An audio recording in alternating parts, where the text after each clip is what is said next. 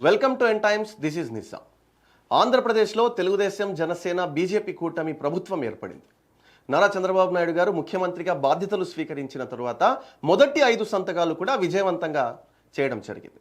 అయితే అందులో ముఖ్యంగా మనం చెప్పుకున్నాం, ఫస్ట్ 3 చూస్తే మొదటిది మెగా డిఎస్సిపై మొదటి సంతకం, 4000 పెన్షన్కు సంబంధించి, అదేవిధంగా టైటిల్ రద్దు, ల్యాండ్ టైటిల్ రద్దు ఏదైతే చెప్పారో చంద్రబాబు నాయుడు గారు, మొదటి 3 అంశాలు కూడా ఆయన సక్సెస్ఫుల్గా ఆయన సైన్ చేయడం జరిగింది. అయితే నెక్స్ట్ ప్రతి ఒక్కరు కూడా ఎదురు చూస్తున్న విషయం ఏంటంటే రాజధాని. 2019 వరకు 19 నుంచి 24 వరకు రాజధాని ఊసే లేదు. రాజధాని అన్న మాట ఆంధ్రప్రదేశ్లో ఎక్కడా కనిపించలేదు. రాజధానికి సంబంధించి ఏ నిర్మాణాలు కూడా చేపట్టలేదు. 2014 నుంచి 19 వరకు అమరావతిని రాజధానిగా ప్రకటించి దాన్ని ఎంతో డెవలప్ చేసి దాదాపు 80% వరకు కూడా ఎన్నో కట్టడాలను, ప్రాజెక్ట్స్ను పూర్తి చేసిన మన చంద్రబాబు నాయుడు గారు ఆ తర్వాత 19 నుంచి 24 వరకు అంటే వైసీపీ ప్రభుత్వం అధికారంలోకి వచ్చాక ఖరాఖండిగా, నిర్మోహమాటంగా అన్ని నిర్మాణాలు కూడా ఆపేయడం జరిగింది. కొన్ని వేల కోట్ల రూపాయల ఆస్తులు అదేవిధంగా అక్కడ అన్యాక్రాంతం అయిపోయిన పరిస్థితి. అక్కడ ఏవైతే మెటీరియల్ తీసుకొని వచ్చారో ఆ మెటీరియల్ అన్నీ కూడా తుప్పు పట్టిపోయిన పరిస్థితి, చెదలు పట్టిపోయిన పరిస్థితి.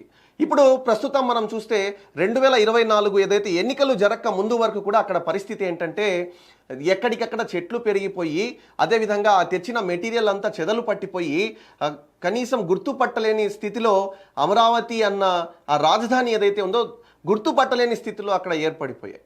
అయితే తిరిగి చంద్రబాబు నాయుడు గారు అధికారంలోకి వచ్చాక, తెలుగుదేశం పార్టీ ముఖ్యంగా అధికారంలోకి వచ్చాక అమరావతి మనకు ఉండేది ఒకటే రాజధాని, అది అమరావతే అన్న మాటను స్వయంగా నారా చంద్రబాబు నాయుడు గారు, మన రాష్ట్ర ముఖ్యమంత్రి వర్యులు నారా చంద్రబాబు నాయుడు గారు స్వయాన చెప్పడం జరిగింది.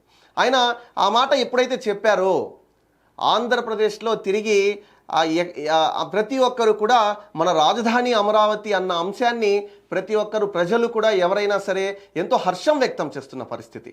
అదేవిధంగా ఎన్నో ఈ 5 సంవత్సరాలు రైతులైతే ముఖ్యంగా ఈ 5 సంవత్సరాలు అమరావతి రైతులు ఎన్నో ఉద్యమాలు చేశారు, ఎన్నో వాళ్ళు కష్టాలను ఓర్చారు. అయితే ఇప్పుడు వాళ్ళందరూ కూడా అమరావతి ఊపిరి పీల్చుకో అన్నట్టు వాళ్ళందరూ కూడా ఎంతో హర్షం వ్యక్తం చేస్తున్న పరిస్థితి మనం ప్రస్తుతం చూస్తున్నాం. అయితే మనం ముఖ్యంగా ఇక్కడ చూస్తే 5 ఏళ్ల పాటు మొక్కలు పెరిగిపోయి, పిచ్చి మొక్కలన్నీ పెరిగిపోయి అక్కడ గుర్తుపట్టలేని స్థితిలో అమరావతి రూపురేఖలు మారిపోయిన తరుణంలో దాదాపు 70 ప్రొక్లైన్లను పెట్టి అక్కడ చకచక పిచ్చి చెట్లను తొలగించడం కానీ, అదేవిధంగా అక్కడ రోడ్స్ క్లియర్ చేయడం కానీ ఇప్పుడు వర్క్ స్టార్ట్ అయ్యాయి. తిరిగి పూర్వ వైభవం అమరావతి సంతరించుకొనుంది. అయితే ఇక్కడ మనం ముఖ్యంగా చెప్పుకోవాల్సింది ఏంటంటే ఈ దెబ్బతో ఎప్పుడైతే ఇవి పనులు స్టార్ట్ అయిపోయాయో నారా చంద్రబాబు నాయుడు గారు స్వయాన రాష్ట్ర ముఖ్యమంత్రి వర్యులు ఎప్పుడైతే అనౌన్స్ చేశారో మనకున్నది ఒకటే రాజధాని, అది కూడా అమరావతి అని చెప్పి అక్కడ రియల్ ఎస్టేట్ రంగం కూడా బాగా పుంజుకుంది. ఒక అమరావతిలోనే కాదు, గుంటూరు, కృష్ణా జిల్లాల్లో కూడా రియల్ ఎస్టేట్ రంగం ఓ స్థాయిలో పుంజుకుంది. అయితే 2014కు ముందు మనం ఒకసారి చూస్తే 2014కు ముందు జస్ట్ 10 లక్షల నుంచి 15 లక్షలు ఎకరం ఉండేది అక్కడ.